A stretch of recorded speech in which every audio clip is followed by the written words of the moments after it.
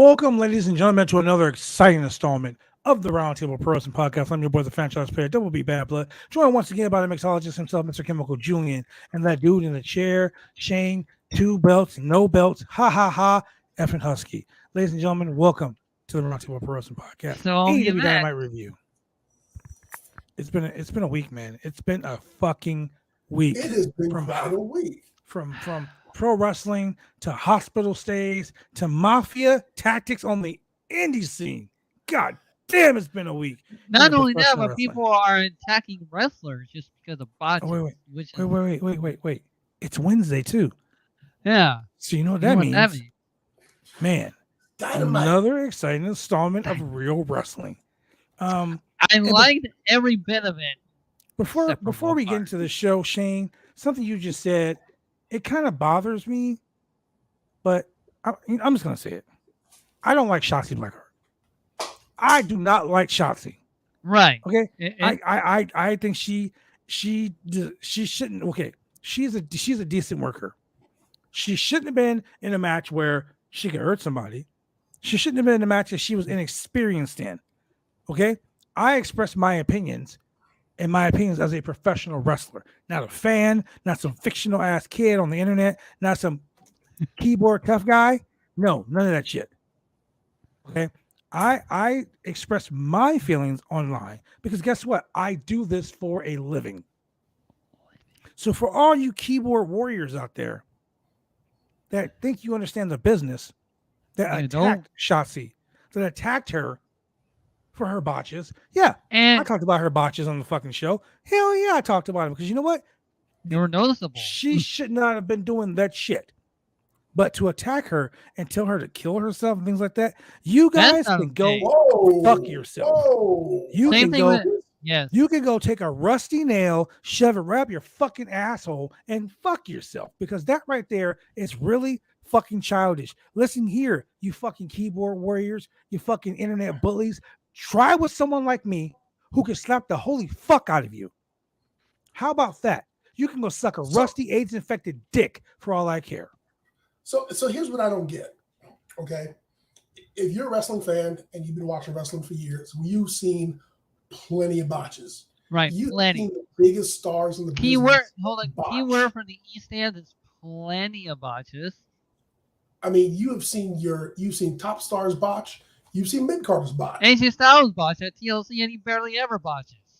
Yeah, I mean, it happens. Yeah. And just because someone who you don't like does it, it doesn't make it any better or any worse. Right. I mean, some people do it because they're inexperienced. Some people do it because shit happens. I mean, things get mistimed. Yes. I saw Shotzi's botches during her match, but I will tell you, she didn't botch any worse than anyone else that I've seen botch during a ladder match. Right. And let's make a point here. This is a ladder match. This is not two people just in the squared circle doing the usual thing. Like, oh, she missed the sunset flip, or oh, she screwed up a roll-up. You've got like 6 other people in there. You got a whole bunch of ladders. Yeah, she tried to do the running up the ladder bit, and she slipped and fell in it. Okay, not everybody Shelton Benjamin. She tried to, and here's the other thing. A lot of times when your favorite professional wrestlers do something that's really amazing, it's because they tried something new and they went outside the box, and it worked. It just happened to work. I can probably guarantee you the last 3 times they tried it on the house show circuit, the shit didn't work. But they had to practice it to make it work. Yeah. When they tried it at the Performance Center, that shit didn't work. But they had to work their way up to perfecting the move to get to where they were, to where they did it in public. And even sometimes a slippery rope, a loose rope, somebody out of the way, tug your arm too hard, whatever. Things can go wrong. So actually the bottom line is this. If you can get into a ring and do a 6-person ladder match and do better than she did, then you can say something. Yes. If you can't, shut the fuck up. I'm just like I saw that, and first thing I thought was Hana Kimura. Yes. Like, I don't want another one of those fucking situations. No. You know, that right there. Okay. She was internet tough guys. She was internet tough guys. Let's just clear the fucking air by internet tough guys. Guys like Gregor Petrov, guys like Billy Moon, guys like Draven Vargas. Those pieces of fucking shit. Those are guys that talk shit on the internet because they're not ballsy enough to say it to your face. Those are guys that will yell and scream on a fucking text message, but they're not ballsy enough to say it to your face. Guys like that can go fuck themselves. If you're on the internet, trust and believe, ladies and gentlemen, we do this thing here to entertain you. Entertain. It doesn't give you the right to say things like, you should go fucking kill yourself because I botched a spot. Big fucking deal. A ladder match is one of the most dangerous matches in wrestling. Dangerous. Anything can happen. I've seen guys, me personally, I've slipped a disc falling off a fucking 20-foot ladder. I won my very first tag team championship by mistake because the guy slipped off the top of the ladder and I fell on top of him as he fucking crumpled to the ground. That's the only but shit happens. That's a little I've never in my 30 years of professional wrestling have ever seen a perfect ladder match. In that fact, I've never seen a perfect fucking wrestling match. Nope. There's always got to be everyone that's ever wrestled in the course of 20 or 30 fucking years, they should go kill themselves because they botched a fucking move. Not okay. Get the fuck out of here. I'm sorry I'm so passionate about it, ladies and gentlemen. And I'm sorry, I literally, it's 9 minutes into the show and I've flipped out already. I'm so sorry about that. But in the grand scheme of things, as a human being, not even a wrestler, as a human fucking being, I make mistakes. Shane makes mistakes. Oh yeah. Julian makes mistakes. Hell, everyone makes mistakes. Everyone. But don't ever go online. Because I'm gonna tell you something, ladies and gentlemen. The internet doesn't forget. You got that right. Don't ever go online and say some stupid shit like you should go kill yourself because I slipped off of a ladder. Get the fuck out of here with that. Same thing goes for the Rhea slander too. Go fuck yourself with that too as well. Let me. We do this. We do this for you guys. Yeah. You know, we do this for you guys. Not so, you guys can be like, oh yeah, well fuck you. You can kill yourself because you fucking didn't do a drop kick right. Shut up. Yep. Anna King, not Anakin. Hey, giving her the real thing. Mick Foley going through the top of the cage was a botch. Yeah. You know what? Ladies and gentlemen? How about we just do this? Yeah. Botchomania. Botchomania is real. It's a whole shitload of fucking mistakes. WWE, we should do a AEW, New Japan, all these fucking places. Guess what, ladies and gentlemen? Mistakes happen. Mistakes. Like Ani said, mistakes happen. It is human fucking error, man. Real shit. So, with that being said, how about we do this? Go back and watch Undertaker versus Mankind. Hell in a Cell. When Mankind got chokeslammed on the top of the cell and the cell fucking top that was open and fell down. That was a botch. Yes. That was a botch. So should Undertaker get killed? Should Mankind get killed? Oh my God, that was a botch in fucking 97. Fucking 97 on the internet. I mean, all over pay-per-view. Oh my God. Man, I wasn't even allowed to use the internet back then for some reason. I was about to say New Jack throwing Vic Grimes off the scaffolding was a botch, but no, that was for real. New Jack he meant to do that shit. Vic Grimes didn't. New Jack did. Yeah, he meant to do that shit. I mean, ladies and gentlemen, I'm sorry. Like I said, I'm sorry I'm going off on this tangent, but I saw that. It really irked me. It really fucking irked me. And not just as a wrestler, but as a person. Like, come the fuck on. You trolls on the internet, man, I swear to God, go get a life.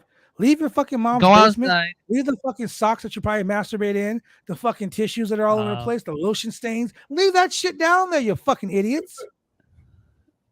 Jesus Christ. Go get a fucking life. Touch grass. There. I'm done with my rant. Welcome, ladies and gentlemen, to the AEW Dynamite review.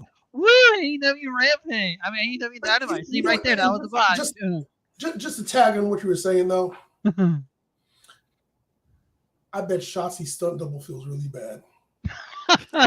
Because that was not the real Shotzi. It was Shotzi. God damn it.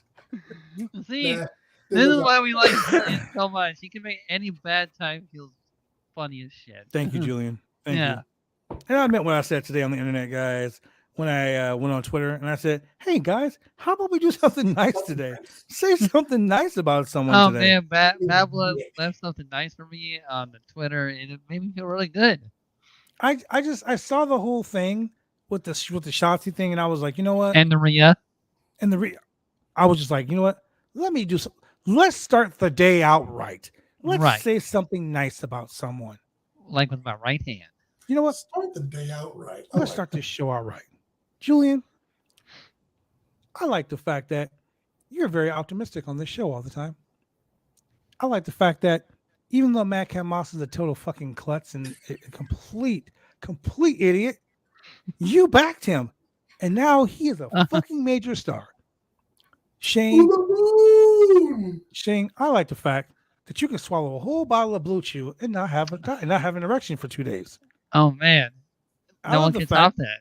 I love the fact that you like big, beefy men who slap meat. I love it so much. And I love the fact that you are very honest as a person and that you are very genuine as a wrestling fan. And all the years that you've watched me wrestle, I appreciate the fact that you've always made it a point to boo the fuck out of me or cheer the fuck out of me or even ring the bell 12 times in a 10-bell count. Yes. Yeah. I appreciate that. Thank you. All right. And I appreciate everyone that watches this show every week. Monday, Wednesday, Friday, sometimes Saturday, sometimes Tuesday. On an off day. Yeah. Sometimes we're drunk and we're having fun. Who knows? For the watch but with that being said, let's get into this fire-ass episode of AEW Dynamite. Ladies and gentlemen, what you guys didn't realize. Except for one part that made me really. I know, Shane. Really. I know you're going to cry. We'll talk about those tears later. But tonight. It's not tissues, but it's Clorox. Wow. I hope you don't rub those in your eyes. Tonight was the night that they returned to the home of one Mr. Brody Lee. Brody Lee. R.I.P. It was a great day. Great day. So, with that being said, Julian, let's start it off with Wardlow versus Scorpio Sky for the TNT Championship in a street fight, or should I say, not so, a shenanigans fight. So, this show was billed as a street fight, and you know what? Most people, when they are told there's going to be a street fight, you're expecting the fight to go to a backlot brawl, to the bathroom, concession stand, outside the ring. In the bathroom, up the ramp. I mean, something. Up the ramp. Nothing. It all stayed in the ring. Now, I do remember that Scorpio Sky is injured. I don't know exactly what the extent of his injuries are. He didn't seem so injured tonight, though. But he didn't. Probably because that's why he did such light work. He did light work today, very light. Yeah, his work rate was a couple steps behind what he usually does. Yes, but I mean, he was still in there.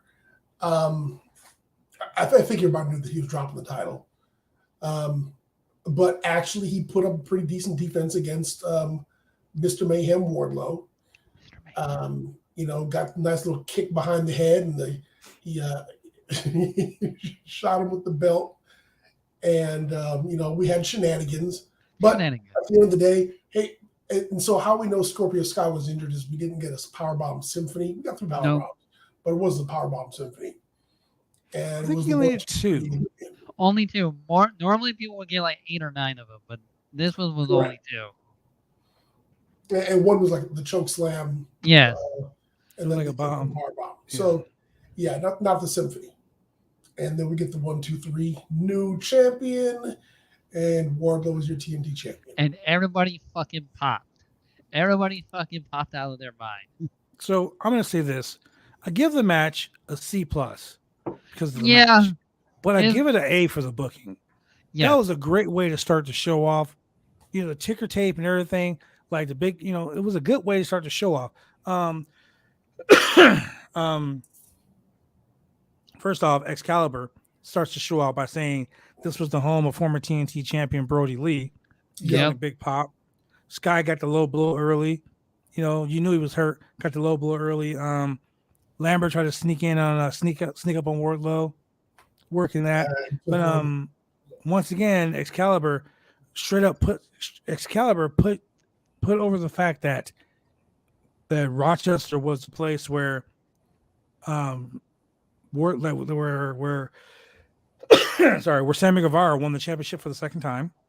Mm-hmm. Yep. It was also the same place that Brody Lee is from, and that this was the third championship to change hands in Rochester. Yeah. Right. So Excalibur is he's like a thesaurus of this shit. He knows every fact. He's a real stats man. He is the stats man. So I mean, it is what it is. It was a good match, but it wasn't on the level. It wasn't on the level. There were 2 promos tonight that were sick. They were really good promos. The first promo is one that I'm sure Julian probably was popping a blue chew right there, because his boy Christian came out with Julian's favorite wrestler, Luchasaurus. He had to grab out the dragon flute of the dragon's sword. You know what, man? I almost said it last week. But I'm going to say it this week. What? I was wrong about Luchasaurus. Oh, my God. Ladies and gentlemen, you have no idea what that means. He was wrong. I think Luchasaurus has finally found his niche. He's found a role that's good for him. And he needs to just stay in his Jurassic lane right where he's at. Because this is his Lucha Underground.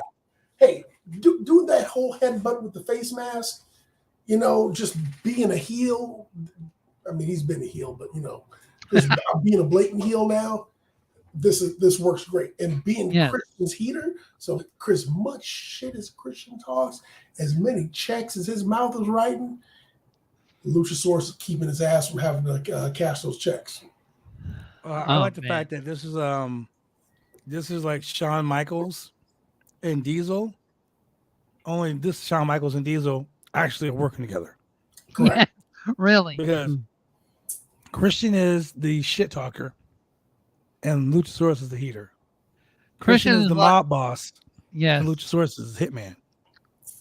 So, and especially when ever says MJF has been gone, Christian's like, I can throw harder butters than this. Okay, where's my mic?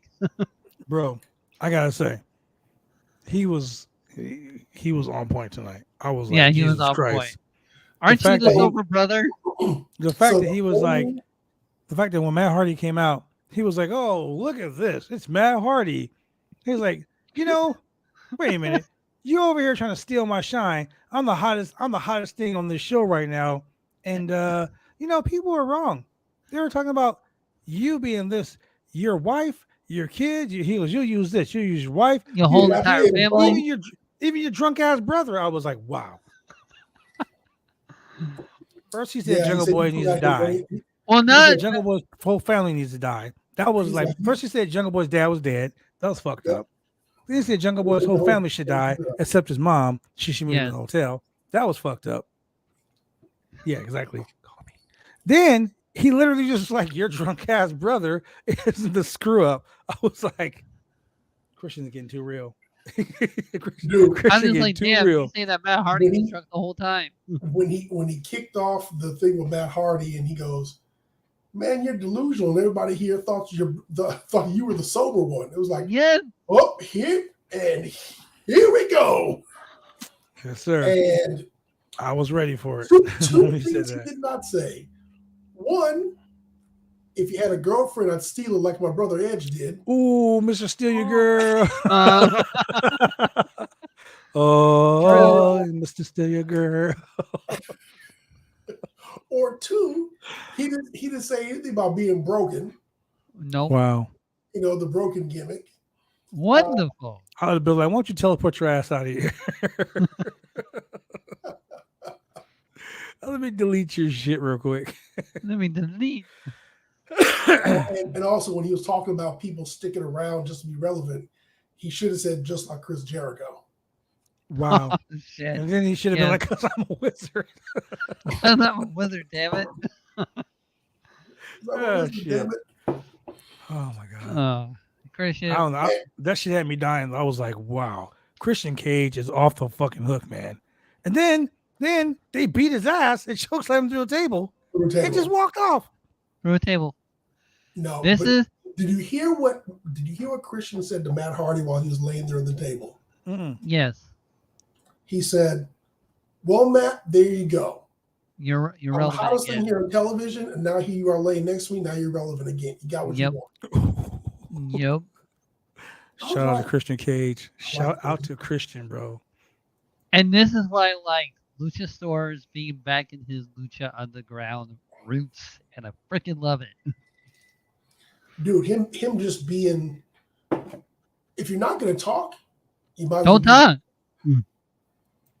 Dude, I've been saying it for like the longest. Don't let Luchasaurus talk, dude. Just let him be a fucking monster.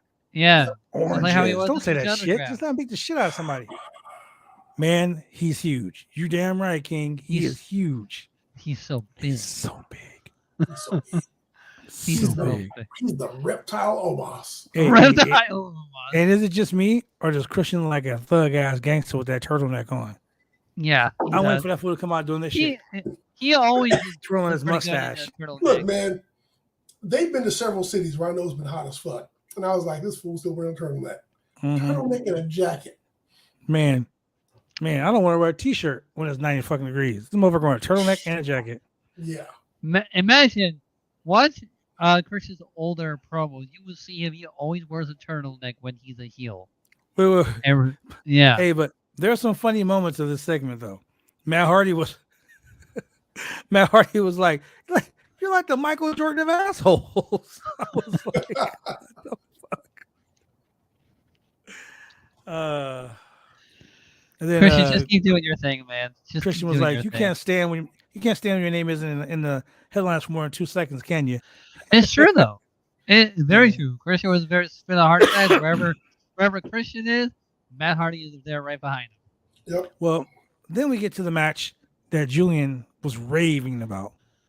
His favorite wrestler, other than Luchasaurus, his favorite wrestler in the whole entire galaxy, the whole multiverse. Swerve was in the ring. Swerve Strickland. Swerve in their glory. Keith Lee and Swerve faced off against the Butcher and the Blade. Great match. Now, surprisingly, this tag match was fire. Every tag match you've been in is fire. What do you mean? It's a great tag match. However, every time Swerve comes out, he reminds me of Jerome from Martin. And this is the part where I'll be like, Rome in the house.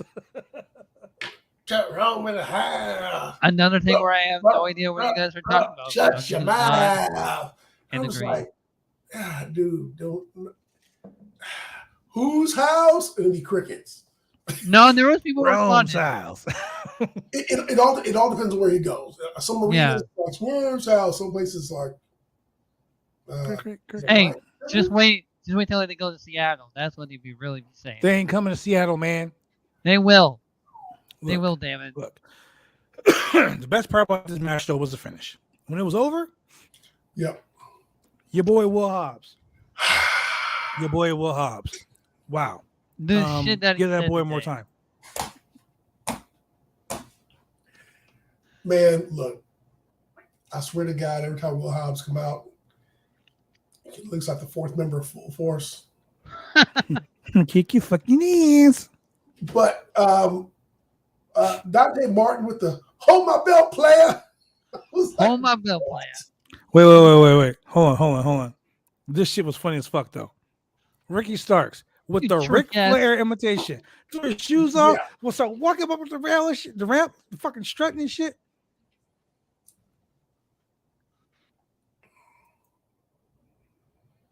Oh man. Sorry, I had to make a comment to my daughter. But he was like hold the phone. Listen here, you fucking pieces of shit. And I was like, whoa. He was like, we're sick of your shit. And then Ricky Starks was like, I will beat your fucking ass. So I was like, he also said you trick. He also said you trick ass bitch. That's also what he said. That was your boy Will Hobbs. He yeah. was like, whoa, hold on there, you trick ass bitch. I was like, damn, Slick Willie Hobbs. in your fucking swoveralls and everything. Damn, you Slick powerhouse Hobbs. Dude running around in the swoveralls like they know tomorrow. Oh. So, Julian, what are your thoughts on your boy? Hey, man, Powerhouse Hobbs could do no wrong. Yep. The dude is just highly entertaining. He was the entertainment of that segment. However, I will tell you one thing. When they're talking about who's the best tag team, greatest tag team, best tag teams, when the Bucks came out, as douches I think the Bucks are, I had to give it to them.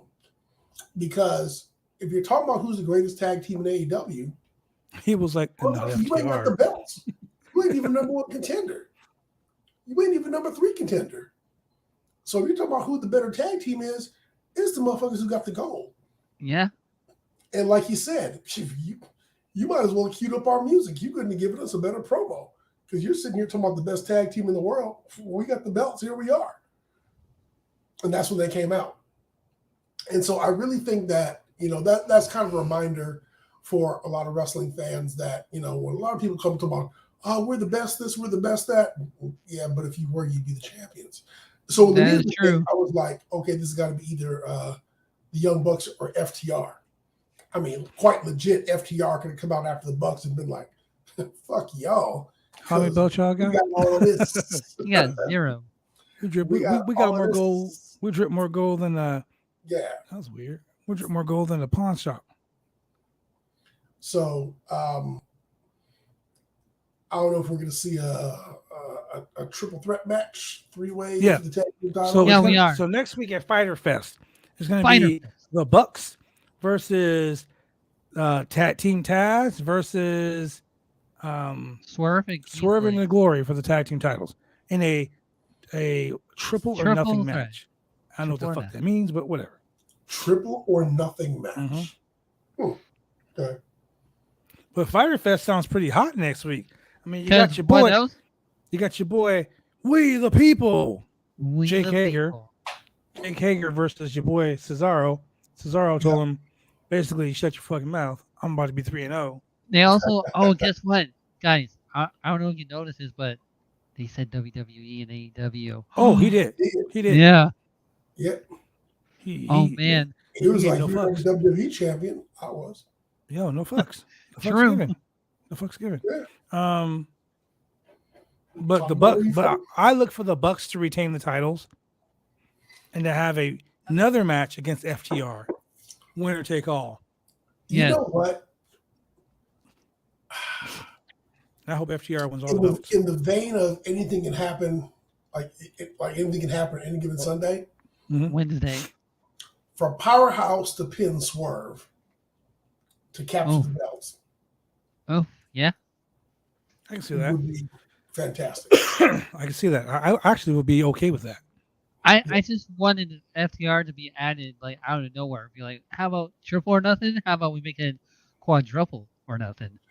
Yeah, but you know what, Shane? The problem with that is just like that winner takes all match. Yeah. You have 2 teams coming to the match with nothing to bring. And like one team got 3 belts, one team got 1. FTR is like, y'all really got nothing for us. Yeah. Like, you really got everything to lose. But the people were chanting the fuck out of FTR tonight. Like, they really were. Oh, yeah. And then FTR challenged the Briscoes for the upcoming returning Ring of Honor pay-per-view. That's going to be good.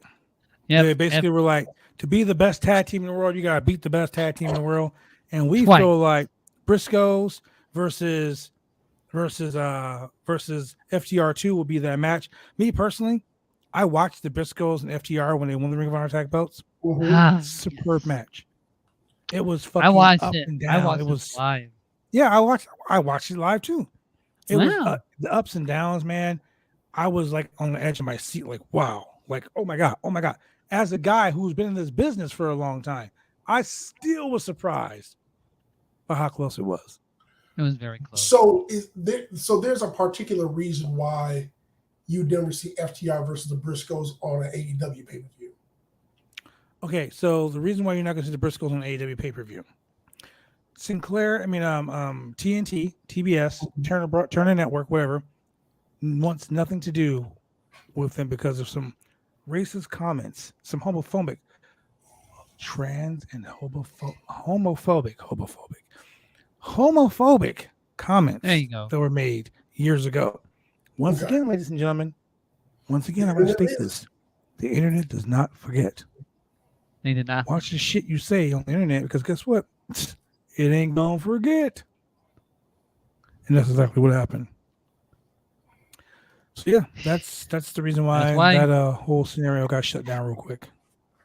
But hey, at least we get to see him in the ROH still. That's that. Yeah, this ROH pay-per-view is gonna be really good. Yeah. That is why Men at Work's Money for Nothing has such a long instrumental version. Mm-hmm. You hear it played in public. Yep. So then we have Eddie Kingston come down to the ring. I gotta say this, man. I'm tired of this feud. Not even so much tired of the feud, but yo, put some respect on Tony Schiavone. Yes. Like Jesus Christ. He's like, put some respect on his name. Suspect. The dude's been out there doing it. Man, look. Hashtag suspect.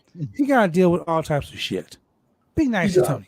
He's like, Tony, hold the mic up like a professional. What the fuck? Goddamn, Maddie. What the fuck Tony Everybody's do so mean to him. Then he does the interview. Eddie Kingston talking, and all of a sudden you see Chris Jericho backstage with what's her name? Ty Ruby Conti. Soho. And they got Ruby Soho's hand, and they're slamming in the truck. Okay, no, stop right there. Mm-hmm. Stop. Any rational person who saw this vignette had no idea what Ruby Soho was doing. You didn't know if she was drunk and slipping off the car. You don't know if, like, she was pretending that the car was speeding away and she was trying to hold on to it. And then she was like crawling towards the car at the door. Correct. She was crawling. Yeah. Even I was like, I guess what happened is we are to believe that they beat her ass and she lifted herself up onto the car and she was trying to crawl back into the back seat, even though there was no driver. And that's how she got her hand slammed in the car. Even those wrestling fans, we know. Yeah. An open car door means what? Someone's going to break your hand or break your arm. Or break the neck. Or the neck, yes. Yeah. But the way she was doing it looked so bad. I was like, what's going on? I agree with everything you said. Yeah. I'm also the guy who says this, ladies and gentlemen. Every fucking week I say, I would shit on AEW. I would shit on WWE. I'll shit on Impact, Ring of Honor. I'll shit on New Japan. If it sucks and I feel that it's making you fans, that the people who are putting this product on are looking at you fans like you're stupid, I will not stand for that. I will shit on that product if I feel they're doing that to you. And tonight, that segment gets the brown down. What are you, Simon Miller? Shout out to Simon Miller, baby. Shout out to Simon Miller. Ups and downs, baby. I give it a brown down, baby. I give it a straight up brown down. Because that was some bullshit. Because it looks like he was literally crawling towards the car, like on purpose. It really did. Like, it was like, why are you putting yourself in position? Right. Why are you? We all know she was like, okay, I'm ready for the spot. Like, you see, the better scenario would have been, okay, no one is surrounding her right now. But wait. Run. Here's the thing, though. If she fucking shows up on TV, on Rampage, not with a cast on. Correct. If I see her wrestling on Rampage with no cast on. Correct. Knowing that Rampage was taped the same night. Yeah. I'm gonna call bullshit. Correct. I'm just gonna be like, yep, bullshit. Not even gonna say shenanigans, just bullshit. Bullshit. But the better way they could have handled this, there was like nobody surrounding her at the point where she was like crawling towards the car. First of all, she could have like ran away at first, but then Ty could have just grabbed her, slammed her into the car, got her hand, all of that. Bam. All of that. Shane, yeah. all of that.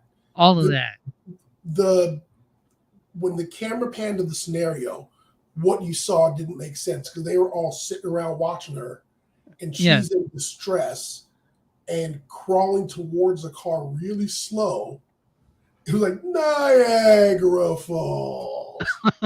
And then she, to the point where I was like, what the fuck's going on here? And even I was like, what? And then her hand gets in the way, and, you know, they slam the door in her hand. I go, okay.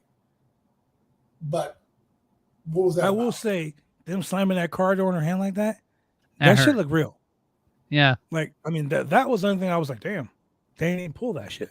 I mean, but then again, I've also been the victim of a hood being slammed on top of me because a couple years ago, Big Vicious and I were in this blood feud. Oh yeah, I remember. And we shot this vignette where I was getting married, and I was gonna go on my honeymoon, so I need to be wrote off TV, right? So Big V comes up to my house, and I'm in my truck. I'm fixing the fucking wires in the truck, and he walks up and he slams the hood of the truck down on top of me, and then he beats my ass with a trash can. It was so fun to film that vignette because, like, my neighbors were like, "What's going on out there? I'm gonna call the police. You better stop that." And I'm like, "Shh, calm down. It's just a video we're making. Calm down. It's okay. It's funny wrestling." As shit. Funny as shit. They were like, "It's a big white man beating up a big black man." I was like, "Calm down, man. It's just a video we're shooting. Relax." Okay. Funny as shit. From my ex-wife holding the camera, shaking like, "They're gonna call the police." I'm like, "Shut up." Oh shit, that's funny. Video. But it was funny, you know, and it worked, and it looked real. Like if you somewhere found that video, it looks real. Like literally, Big V runs up on me and slams the hood down, and that motherfucking hood hurt. I'm not gonna lie, that shit hurt. I had a bruise on my fucking back and everything. But for them to do that, it looked authentic, but there was no actual backup. It's almost like when Jericho's walking backstage and he goes to the guy wearing the mock shirt. He goes, "Yeah, hey, how you doing, buddy? That shirt. I'm a wizard." You know, I've been like, "What the fuck? You're a wizard." I'm a wizard, damn it. I just find it funny, but it is what it is. And the big why'd you beat up a black man? It was funny. Shit.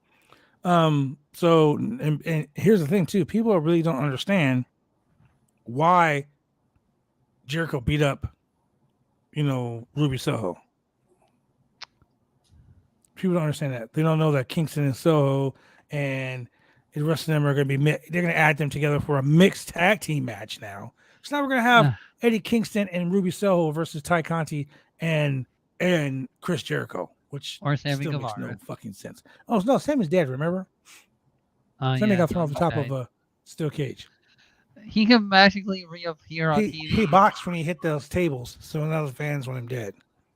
You know, fans are fucking crazy. You know, they made not fans. These internet trolls are fucking crazy. Mainly non-wrestling fans. You know, but make sure that Jericho doesn't steal his girl while he's injured. You know, Jericho been known to do some shit like Sammy watch your girl, because Jericho must have steal your girl, or he'll try to steal your girl. Don't say that, because they'll probably do that storyline, and Ty will leave Sammy or Jericho. But that's how you turn Sammy face. Yeah, true. Who cares? Who fucking cares? But let's go to a quick commercial break because I want to talk about this Dark Order announcement and the coolness that happened after that.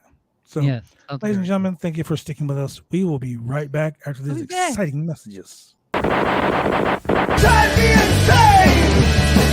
I'll be cruel so late, I've been taking all the fun out!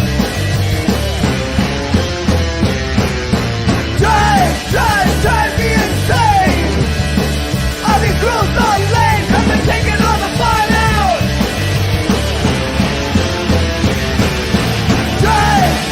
Drive me insane! I'll be cruel.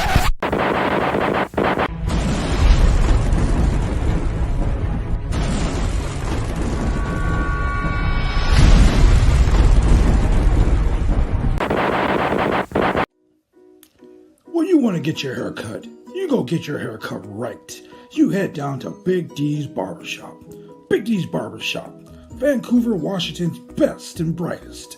1019 Main Street, Vancouver, Washington, where you can go get your hair lined up, cuts, fades, shampoos, conditions, and all the great things that go with supporting a local barbershop in a local business area. You can also reach them online at www.bigdsbarbershop.com. Go get your haircut right.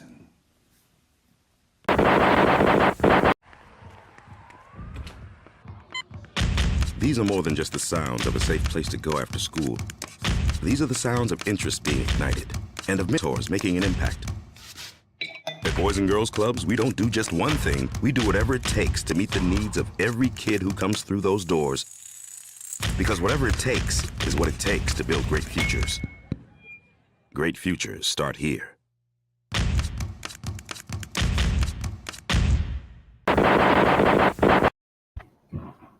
And we are back. We are back. So let's talk about this really funny segment. Because John Silver, Alex Reynolds, Evil Uno, Preston Vance, number 10, Anna Jay, and Brody Lee Jr., -1, come out to the ring. -1. Now, Uno says he has like a, they've been there since day one. And day one. So they're they're not going anywhere. Which made me very happy. But it also made me a little sad, too, because my boy Alan Angels isn't there, no longer 5. Stu Grayson isn't there. No. That's like, that's the Dark Order. I think all those guys were the Dark Order to me. But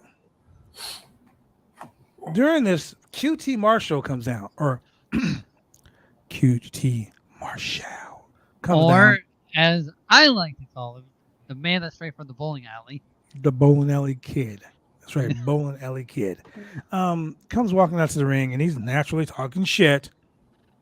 And before he can get out of the way, fucking Hangman Adam Page runs down, tosses him in the ring, and they all take turns beating the shit out of him. And Preston Vance, who's been using that lariat that Brody Lee used to use, he's been using that as his finisher. What people don't know is Preston Vance was really close to Brody. Close with Brody Jr., close with Amanda, all that cool stuff.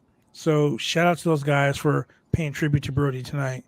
And I actually really like number 10. I really hope he gets a big time on TV pretty soon. Well, 10, Preston Vance, friend of the channel, real cool dude. So anyway, so what are your thoughts on this whole segment, Shane? I'll let you go first. What are your thoughts on this segment? Well, obviously they're in Brody's hometown. They're gonna have to do something special for Brody, like they do all the time in the hometown. I like what they're doing. That's just me. And plus, I'm happy that the Dark Order is staying and they're staying where they belong in AEW.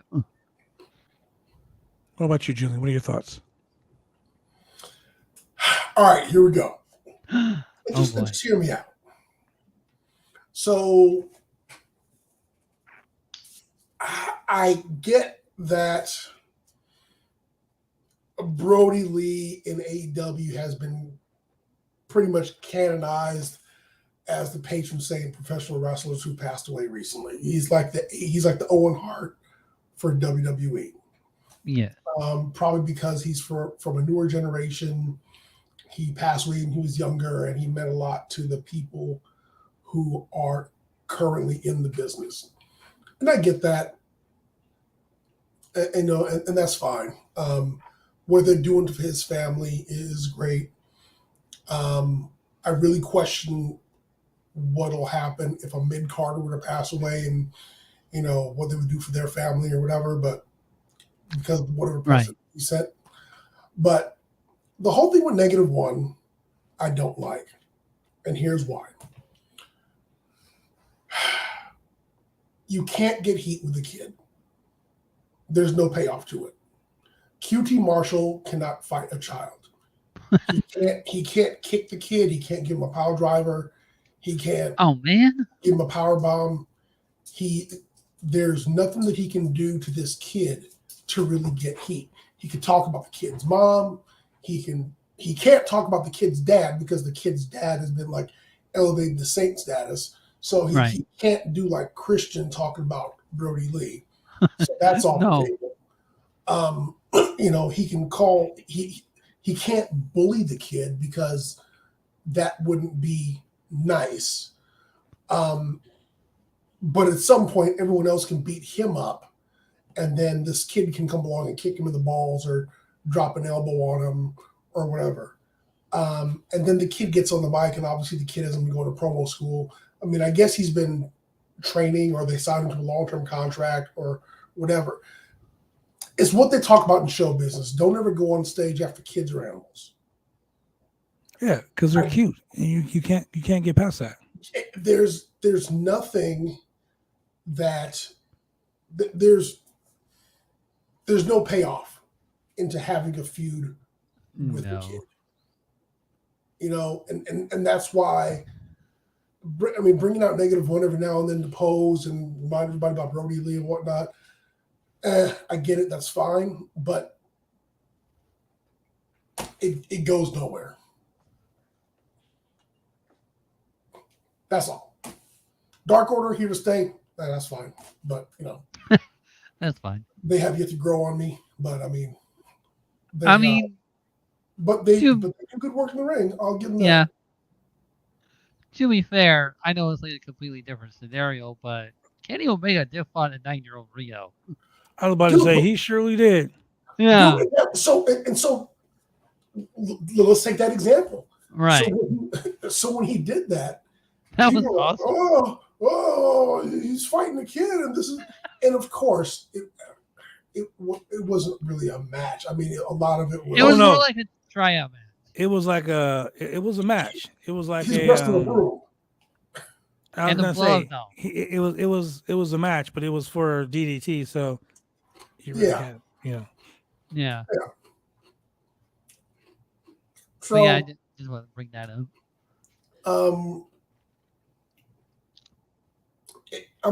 I guess it has its place in the business, but so totally on the opposite side of the spectrum is where you have Dominic, I'm your poppy, and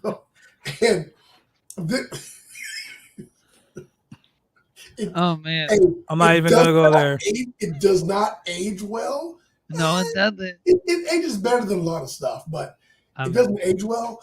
But the payoff is years later when this kid shows up, and you're like, God damn, he's so much bigger than Fred. Oh man, we're messed up. And then like every now and then, Julian's messed up. We're not. Shit. And then every now and then, somebody be like, so there's your payoff. Yeah. And so the kid says to QT Marshall, I'll wrestle you when I'm 19 because he's -1, that would make him 18. Haha. You're the only person who got that too, probably. Yeah. Big old nerd engineer here. Julian loves this guy. Julian wants to adopt him. But still, it doesn't come off well. It was like the best part of Izzy in WWE was when Sasha Banks snatched a ribbon off her head and made her cry. So good. Anything else was just trash. I don't want to see Izzy talk. I don't want to see her in sketches. She has her own podcast now. Backstage, nothing like that. She interviews WWE stars on her podcast now. Yeah. I bet she slanders Sasha all the damn time. Nope. Probably. Don't listen to it. Never will. That bitch. I mean, like, is there like Ms. Girl podcast? Ms. Girl podcast. I would watch that just to see what she has to say. Yeah. What were you thinking when you did that? Where is she now? Where is she now? Where is she now? Don't look at her OnlyFans. Stop it. No. Well, so we get back to the ring, and then you find Penta, your boy Penta. Jesus Christ. Facing off against Rush. Thank you, Shane. Thank you. Look. Are they even saying Rush on purpose? I'm Canadian. I'm Canadian. Hold on. I'm Canadian. So I don't say things like a boot like that. You know, I don't say, hey, you pal. Sure? None of that shit. Hey, buddy. Hey, buddy. I don't say that either. So you like hockey? Yeah. Okay. I skate too, motherfucker. You got a problem? No. No, but the point I'm making is stereotypes. Yeah. I'm sorry. That dude's name is Rush.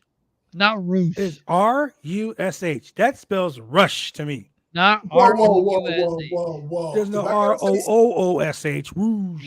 If I gotta say Suzuki Goon, then I gotta say Rouge. I say Suzuki Gun. Suzuki Gun. I'm not about the whole Suzuki Goon. It's Suzuki Goon. No, Suzuki Gun, bro. I'm sorry. I want to know if they legitimately do it on purpose just to fuck with us. Carl Anderson, does he call himself Machine Goon or Machine Gun? Machine Goon? He's the Machine Goon. No. So does Luke Gallows not sound Luke Gallows? Okay, I give you that. I just look at weird names, you know. But anyway. Besides the whole thing, Penta versus Rush. Okay, fine. Rush. No, it's Rush. Rush. Was a real good match. It was. And the whole snatching the mask off gimmick, you know that's going to lead to a mask versus hair gimmick somewhere down the line. People say, why does it always happen? It's going to have to be. Because in lucha, in the lucha tradition, the mask is it's like sacred. It is like your soul. It is your personality. Sin Cara, when he lost his mask. Yeah. Bro, people went crazy. Fucking Mil Mascaras, the only dude in the history of professional wrestling who never took... Dude will be making love to his wife in a fucking mask. The birds of his kids, he's wearing a fucking mask. Dude's in the bathroom taking a shower in a mask. Like, dude lived the gimmick. Mil Mascaras lived the fucking gimmick, bro. The Mil Mascaras, he's the man of 1,000 masks. Man of 1,000 masks. All right. The dude, or a million masks, whatever the fuck it is. He was buried with his mask on, correct? Yes. Dude was like, yo, keeping this shit on. Dos Caras lost his mask. His brother. 2 masks. Ooh. Dos Caras lost his mask. You know? Who else was real? Shocker. Shocker, not Shocker. Shocker. Shocker lost his mask in Mexico. And that became 1,000,000% guapo. Shocker. And plus, we can't forget the greatest mask loss of all time. Shocker from WCW lost his mask. Look, Rey motherfucking Mysterio lost his mask to Kevin Nash in WCW. Dude, that was... And when he lost his mask, I'm not going to say disgraced, but put the mask back on for WWE. Yeah. I've known Oscar for a long time. So I'm not going to disrespect him or his legacy because Miguel, Rey Mysterio, is one of the men who brought me into this business. So I'm not going to disrespect the legacy of Rey Mysterio. What I will say is losing the mask and then putting it back on is like Tex Thompson retiring from wrestling 7 times and calling himself the Iron Man just to come back and wrestle a week later. Why does he do that? I don't. Because he's stupid. But he loves wrestling. He just loves it. I love wrestling too, but once I retire, guess what? I'm retiring because I'm honoring the business. Sure. I'm not gonna retire on fucking Tuesday and put a mask on Wednesday and call myself Blood Bad. Blood Bad. You know, I'm Blood Bad. Yeah, that was me. That was my little brother. Yeah. Come on, dude. You're fucking stupid. Hey, that's the way of making fans look stupid. I hate that. I've sat down and I've explained the logic behind Mick Foley entering the Royal Rumble 3 times. Okay. And I've had people look at me like I'm crazy. But the logic behind that was that he was playing 3 characters. Yeah, right. And the fans knew he was playing 3 characters. Correct. It wasn't like he was like, well, I'm gonna be Elias. I'm gonna be Elias. I'm gonna shave my beard and call myself Ezekiel. No. Come on, man. Listen now. We were proven wrong. Here we go. We were go ahead, Shane. Wrong. You know what? Ezekiel could do a stretcher match for about, let's say, 2 months. Come back sorry. After his facial hair grow back out. As Elias. Mm-hmm. Get eliminated, go in the back and shave. And then go back as Ezekiel. Hey, man. You can also do what that racist piece of shit Hulk Hogan did and put a red, white, and blue mask on and call yourself Mr. America, brother. Just to pull the mask off. Look, it was funny. It was awesome when Dusty Rhodes was the Midnight Rider. When Dusty Rhodes came back as the Midnight Rider after losing that 90-day, loser leads wrestler for 90 days match, and came back with the mask on as the Midnight Rider. There was two things different about that. One, Dusty Rhodes never wore a fucking duster, and he didn't wear black leather pants and all this other bullshit, but the Midnight Rider did. I'm sorry. There's probably only one person in the world shaped like Dusty Rhodes. I'm just saying. He never pulled the mask off. Big Bird being under a luchador mask. He'd be like, God damn. Who's that big ass feathery luchador over there? Gigante El Polo. I don't fucking know. That's fucking Pollo Gigante. That's Oscar El Groucho. All I'm just saying is we already know that Elias and Ezekiel are two completely different people. We were proven wrong. Correct. Yes. It'll be like 3 entrants. Yeah. Now we're just waiting for Elrod. Whatever that. Jesus Christ. Oh my fucking God. If Elrod comes back with cornrows, I'm done. You know who Elrod's going to be. You know who Elrod's going to be. It's going to be Ezekiel Jackson. Ezekiel Jackson. Please let me Ezekiel Jackson. You can't be his brother. You're too big. Too big. You're Tanner. You're bald. You're bald. You don't look nothing like him. You're bald. I'm his other brother. Oh, half brother. Oh, I'm his brother. I'll be like, there's some bullshit right here. Oh man. But anyway, so Roosh, once again with the snatch of the mask, after kicking the Penta, the testicle region of Penta with the low blow gimmick. Kicked him in the pentacles. Yeah, he kicked in his squirrels. His bullies. But Jim Ross salty as fuck. He always is. Why did Jim Ross say? Why did he say someone should go ask Bryce Remsburg to ask Andrade if he cheated? Okay. Yeah. Okay, Jim. Let me go ahead and say this, Jim Ross. If I'm cheating, and the ref asks me, "Are you cheating?" No.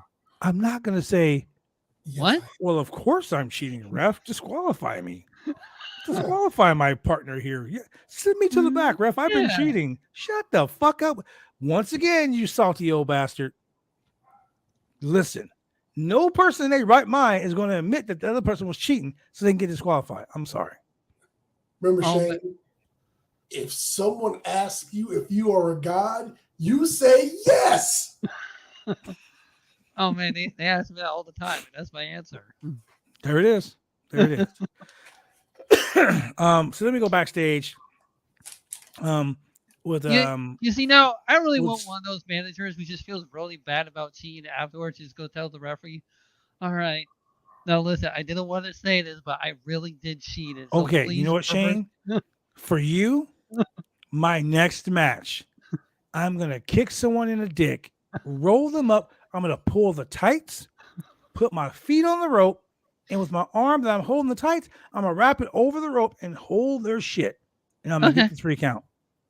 All right. The ref's gonna raise my hand and he's gonna say the winner of the match, the franchise player, and I'm gonna go, I cheated. Okay, thank you. And he raises my hand. I'm gonna do that just for you.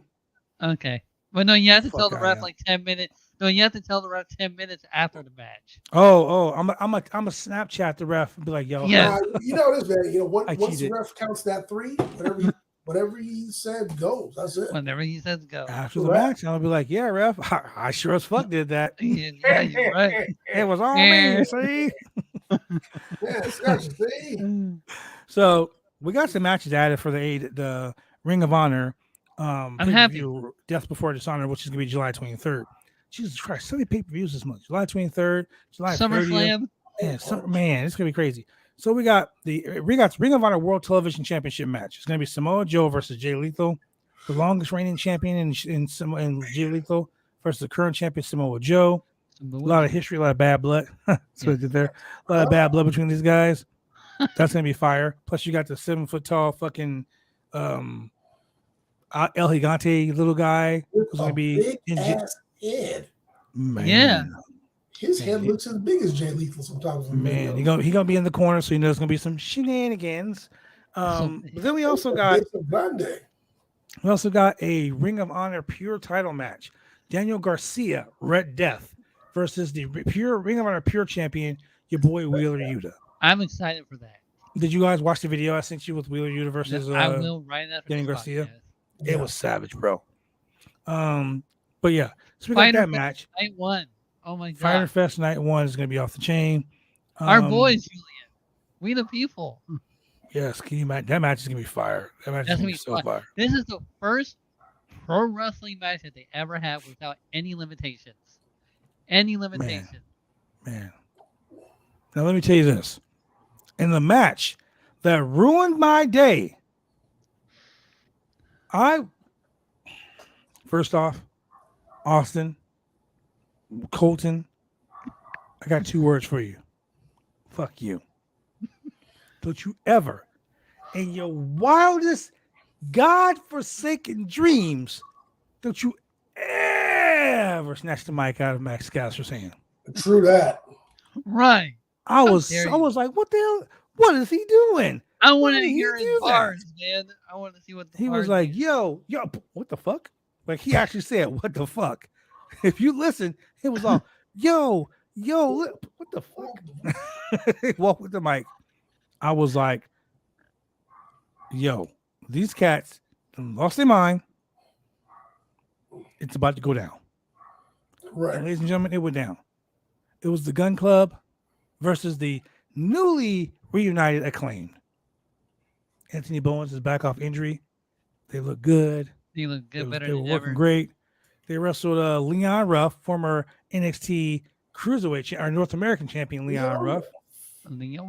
And Bear Country, which are called Bear. They call themselves? Justin Ruff? No, Till something. I have it was idea. It was a weird triple group name, but whatever. Hold on, I put it in the group chat. So I was like, what? Huh? And it was like Leon Ruff, Bear Country, and Fuego del Sol in an 8-man tag team match that kind of was one-sided. The Gun, hey, I gotta say this though, the Gun Club, they look pretty they look good. They look good tonight. Yeah. They came out with attitude, but don't you ever in your motherfucking mind snatch the mic out of Max Caster's hand again. What happened after the match? Oh, roughing it? Yeah. Roughing it. Yeah. But we already knew the Acclaim were going to be faces because they were just getting over too well. Correct. They were saying some horrible shit. Now. They were saying some horrible shit, and fans were like, "Yay, yay!" You know, I'm like, they got the horrible shit syndrome. You say. Yeah, say some more horrible shit. We love you. That's what it was. But after that, the most heartbreaking breakup in tag team faction history. Ladies and gentlemen, we all know Shane is a faction whore. Not only that, I really wanted to part of the ass claim so bad. He never got back to me. The ass claim. Wow. Yeah. The ass claim. I haven't called him the ass claim for a while. Because I'm an ass claim. It's ass and you claim it. How hard is that to remember? Wow, but it's 4 dudes. One dude is gay, so it's okay. He's claiming someone's ass. What about the other 3, though? His partner kind of got a monopoly on that. Man, I'm just so upset that they just had to break him up. But I was more shocked the fact that Billy Gunn laid the the sweet chin music, and then he was like, because they were like, he was like Anthony Bones was like, but scissor me, daddy, scissor me, and he was scissor me, daddy. He was like, pow. He was really begging it too. He was like, "Now I'm not gonna scissor you. I'm gonna fist you." How about that? Point of view, scissor. Oh, we don't want that. Yeah, that was that big ass hand. Billy Gunn's big ass. He's so big. Dude, he's doing as much heel and face turns as much as Paul White did. He really is. That it, man. Hey, God. So big, slow. Man, that's another faction I can't join. Man, that's the truth. all that's good for me now are the baddies and the maximum male modeling. You still got the baddies. Speaking of baddies, I always you got your girl Jade Cargill, who comes out. Jade Cargill comes out, and she's out there with Kiera Hogan, who herself's a hella baddie. Shout out to Kiera Hogan. And the newest baddie, I can't think of her name, Layla Gray. Yes, Layla Gray. And the first thing she says, it's been 3 weeks. And the first thing she says is, Tony, cut the shit. I was like, God damn it. Oh man, Jay, what are you doing? That was like a WWE title push. 3 weeks. Just cut the shit. Tony's just like, that's why once again, Jade, put some spec on his name. Y'all need to leave Tony Schiavone alone. I'm sick and tired of it. Sick and tired of it. Tony, I got you, buddy. I got you. I mean, your podcast with RBO was, I gotta hate on Tony that. Tony Schiavone is gonna be their whooping boy for life. Man.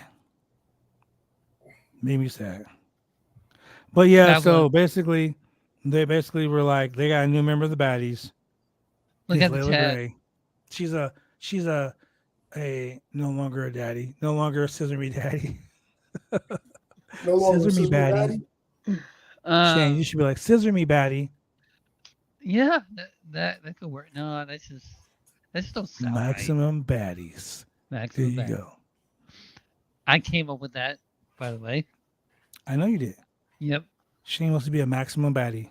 Maximum so he can get baddie. scissored by his daddy. Just form the factions into two. So it could be baddies and maximum male modelable agencies. Yeah. Just don't get scissored by your daddy. That's just wrong. No.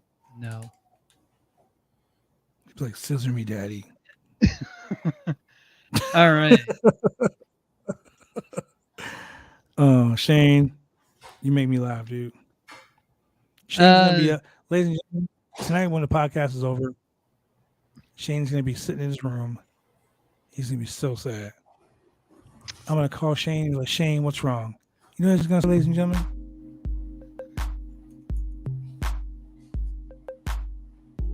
It's coming.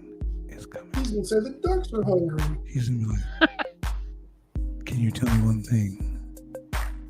Why did Billy Gunn do that? And I'm gonna say, Shane, I don't know. And he's gonna say, all I really wanted was for him to scissor me, daddy.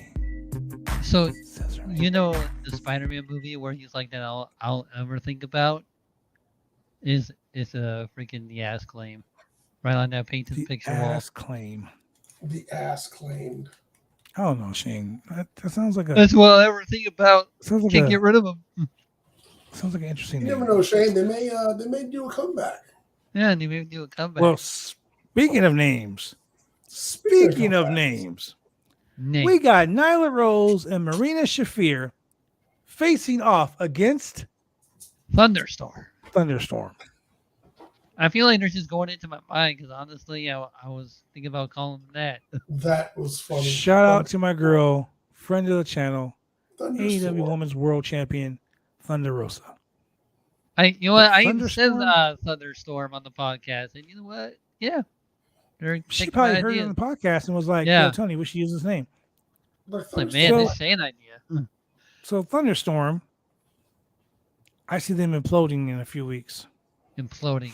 Oh, of course, because they insert naughty C word here.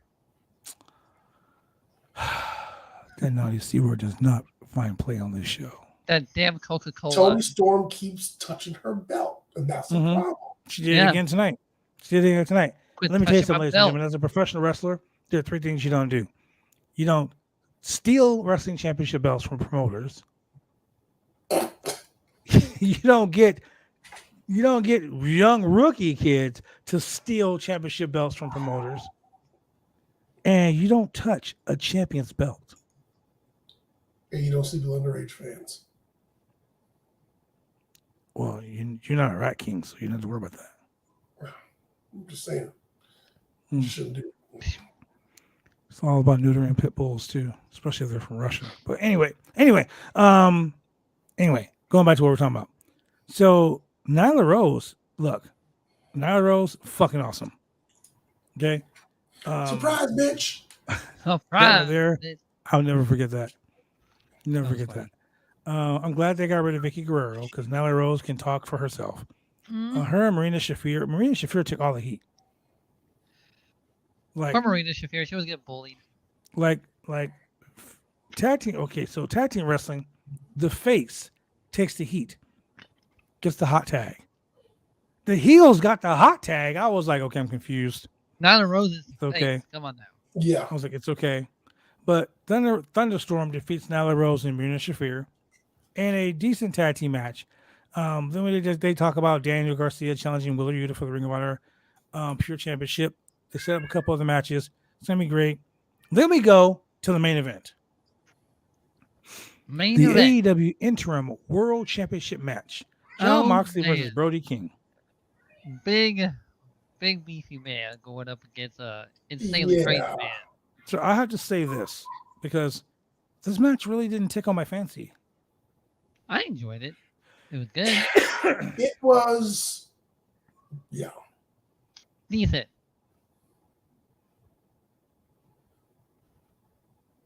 That's it. It was decent. It was decent. It was a mismatch of styles, maybe. Because Brody King can go, I definitely can see them go. It wasn't so much a mismatch of styles per se. I just think that their styles were too much the same. Like it was punch, kick, slam, punch, kick, slam, punch, kick, choke, slam, punch, kick, slam. Like there was no strikers. Usually in AEW, there's a good mixture in matches. You know what I mean? It was really slow, and it was really slow. There was one spot where Brody King had Mox in a sleeper hole. Yep. Yeah. And Brody had the match won. And then just let him go. And I'm like, because the ref was counting the fine when he was on the top turnbuckle. That's not the point. Like, go back for the move or whatever. Mm-hmm. It was too, and there were spots where you could see Brody had forgot a spot, and Mox said, "Okay, do this." Like Mox literally right in front of the camera. Okay, do this. And I was like, okay. I give the match a B. It was decent. Regal wasn't his normal self on the commentary. Which is odd. Very odd. It just seemed really off. Yeah. But one thing that was like really good was when Brody King was chopping Moxley. Oh man, you heard of he was fucking. We're talking hamburger meat, all that. He was chopping. He was killing Moxley. He chopped him one time. Mox buckled. Yeah. Then chopped him again. Mox buckled again. I was like, yeah, that's how this match is gonna go. Dude, if they do an AEW versus WWE, man, I want Walter versus Brody King in Chop Fest in Warfare. I think that was a PWG match. Oh, I gotta see it then. I think that was a PWG match. But all in all, it was okay match.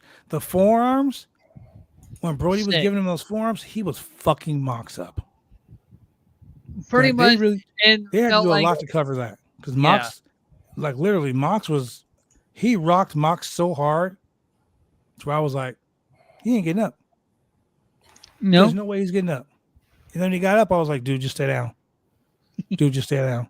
Yeah. Dude, lay back down. It was that crazy. That crazy, man. But all in all, it was a decent match. I give it a C. And this whole show, other than the Young Bucks interview or Young Bucks promo with Team Taz and the Christian promo, this whole show was a B-. Wow. Yeah. I'm gonna rate it. Was, as far as a follow-up to Blood and Guts, and it was a transition show. Right. Yeah. The championship match did not pay off the way that I think they wanted it to. It should. Wardlow kicking off the show with the TNT title win. You could say they shot their wad early, or they shot their Wardlow early. That was kind of the shit between that and Christian. That was the high spots of the night. Trey don't play in the chat. Shout out to Trey Don't Play. Hey, from Disneyland. So Dre, when you come back to work, you gotta bring me something from Disneyland, size large. I like myself a little Mickey shits. Maybe a little goofy hats. Goofy shirts, Hashtag Nike boy can wear it. Ears. I can't wear ears at work. That'd be weird. Can you imagine? Oh, I'm Mickey. I work at Nike. He'd be like, get the fuck out of here. Anyway, yeah. Like I said, all in all, man, a B+. A B-. It wasn't like, it was. It wasn't horrible, but it wasn't. It was a basic. It was a transition show. It was Rampage an extra hour. Yeah. That's what it was. Rampage was an extra hour. So, ladies and gentlemen, for all those people who want Rampage to be 2 hours, that's what you got tonight. That's what you got. Honestly, I give it a C because of the Ass Clay breakup. Oh. I'm that upset. Why? Shane, go ahead and pop like 4 Blue Chew. You should be okay. No, I'll never forget about that. This was more heartbreaking than the Jericho friendship of Kevin Owens and Jericho breaking up. Yeah. Why am I on this list? Oh no! The two from the crowd. But you knew that was coming. That was lined up. You knew that was coming. Oh no! The oh no from the crowd is I'm thinking when Seth Rollins betrayed the Shield. Like the dude in the crowd was literally like, dude, I was excited for it. I was like, yes. I was like Ms. Girl, but I was happy. I was like, yes. Dude, they come so far ever since then. Like, holy shit, crazy. They're all world champions. All world champions, yeah. Or have been anyway. Oh man. Was this the end of the show? Shit. Yeah, that was the end of the show. Yeah. Julian, I think that was the end of the show. So, with that being said, Julian, 3 times a week. Let's try something different. Tell them where they can find us 3 times a week. Oh man, this is brand new. Brand new. Let me see. Oh no, it's not like this is. I don't know if I've done this before. Let's try this. If you are in the don't read your promo like Liv fucking Morgan. Wow. Oh no.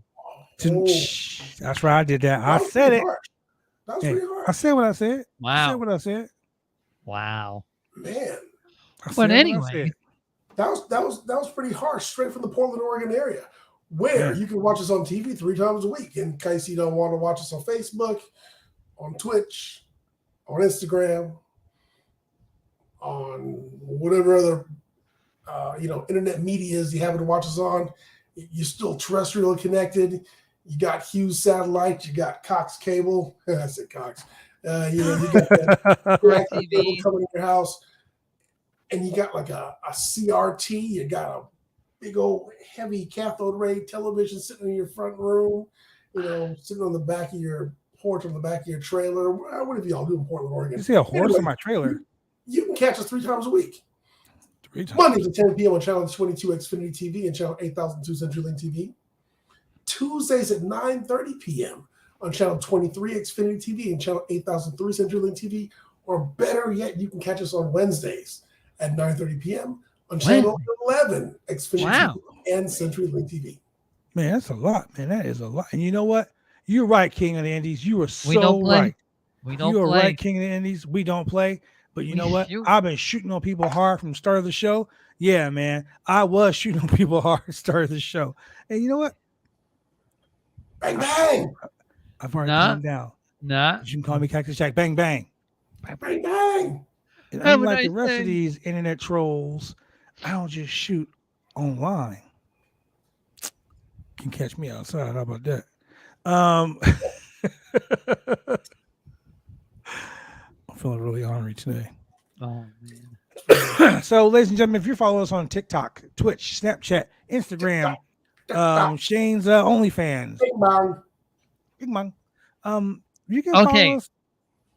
If y'all want me to make an OnlyFans, I oh have my God, 1,000 please followers don't. on Twitter. If you made an OnlyFans, Shane, we would have problems. $44.99 for the whole package. $49 package. Not for $49.99. I tell you, that's some damn sure. You ain't getting $50 out of me to see a little package. Yeah. Anyway, that's one PPV I gotta miss. That's right. I ain't trying to see that live premium Shane, event. I'm sure you consider that to be a premium live event. Oh man, that's a bootleg. That's a bootleg event. That's one of them events where Shane's gonna be like, "Okay, you ready, ladies and gentlemen? You ready? You ready?" Oh yeah. And he's gonna be like, "Here we go, ladies and gentlemen." He's gonna put his pants on. This is what we're gonna see.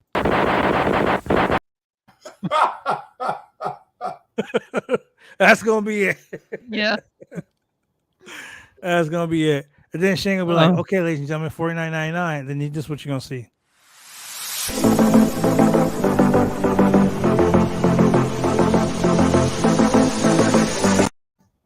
Exactly. So, ladies and gentlemen, with that being said, we enjoy you guys coming here. We enjoy shooting the shit with you guys. We enjoy talking about professional wrestling. Every day. Every damn day. But I enjoy doing the most? I enjoy feeding these goddamn ducks every Monday, Wednesday, and Friday nights. Live here on the Roundtable Pro Wrestling Podcast. And you can donate to BodySlam.net to help keep the website going by simply going to www.slamchats.com. www.slamchats.com. One more time. We talk about pro wrestling, MMA, and we keep it pulsating and rock hard all night long.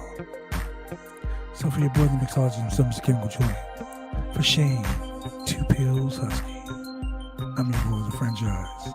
And we'll see you guys on Friday for more of the Roundtable Pro Wrestling Podcast.